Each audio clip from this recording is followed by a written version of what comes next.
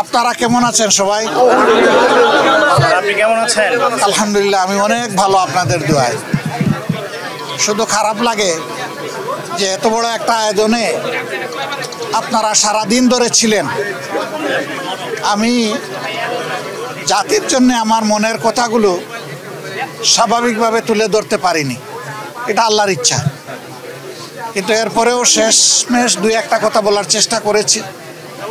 আগামীতে ইনশাল্লাহ আরও সুযোগ আসবে, আরও কথা বলা যাবে আপনাদের মাধ্যমে।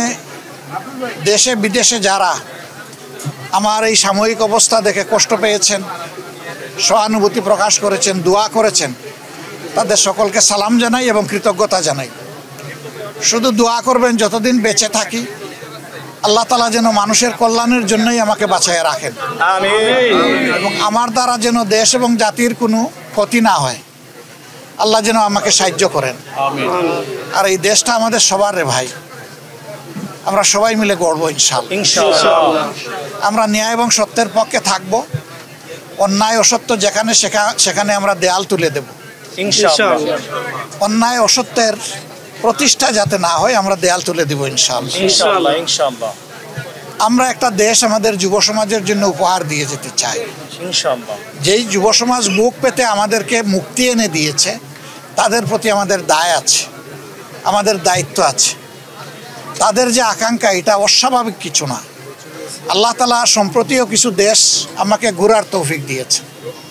সেই দেশের ভিশনারি এবং দেশপ্রেমিক নেতৃত্বের কারণে মাত্র 3 দশকের ভিতরে এক একটা দেশ কোথায় চলে গেছে বদলে।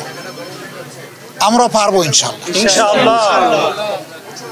সবাই আমাদেরকে একটা কথাই বলেছে, তোমরা যদি শুধু দুর্নীতিটা দমন করতে পারো, তোমাদের দেশ আমাদের চেয়ে আরো সুন্দর হয়ে যাবে। কারণ তোমাদের মানুষগুলো আমাদের দেশে যারা সার্ভিস দেয়, তাদের সার্ভিসের উপর ভিত্তি করে এই সমাজ যদি আগাইতে পারে, তাহলে তোমাদের দেশ কোনো আগাবে না। আমরা এই জন্যে আজকে বলেছি, কতটুকু বুঝাইতে পেরেছি আমি জানি না, কতটুকু স্পষ্ট হয়েছে আমি জানি না, যে ফেসিবাদ বিদায় নিয়েছে একটা লড়াইয়ের মধ্যে, আরেকটা লড়াইয়ের মাধ্যমে ইনশাল্লাহ দুর্নীতিকে এই দেশটাকে বিদায় করতে হবে ইনশাআল্লাহ। এটা সকল দলের জন্য প্রয়োজন, প্রত্যেকটি নাগরিকের জন্য প্রয়োজন। এই দুর্নীতি সমাজ থেকে নির্মূল না হওয়া পর্যন্ত নাগরিক জীবনে কোনো ধরনের কোনো নিরাপত্তা আসার কোনো সম্ভাবনা নেই।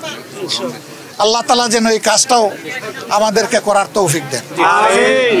আর আমার জীবন নিয়ে আমি খুব বেশি উচ্চাভিলাষ তো নাই, আমি কোনো আশাও পোষণ করি, কিন্তু আল্লাহর কাছে একটা জিনিস চাই, যে জাতির প্রয়োজনে আমি যেন শহীদ হতে পারি। আপনারা সবাই দোয়া রাখবেন। আসসালামু আলাইকুম।